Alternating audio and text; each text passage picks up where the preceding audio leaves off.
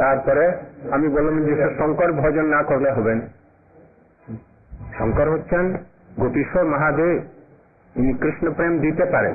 উনি বলেন কৃষ্ণ প্রেম দিবেন না, এই নিয়ে দুজনের একেবারে তেমন হলো যে উনার মন খুব খারাপ, খুব খারাপ। তারপরে খেলেন না সব লোক, সবই লোকরা। তারপরে পরের দিনে এসে মহারাজ হাত জোড়ে আমাকে বলছে, মহারাজ আমার ভুল হয়েছে, আপনি ক্ষমা লিখলেন প্রমাণ দিয়ে। বলে যে আমি বুঝতে পারি নাই, আমার ভুল হয়েছে, আপনি ক্ষমা করুন। আপনি বয়সে ছোট আর আমার শিষ্য জাতি হলেও আপনার বিচারটাই ঠিক, আমি আজকে মানলাম।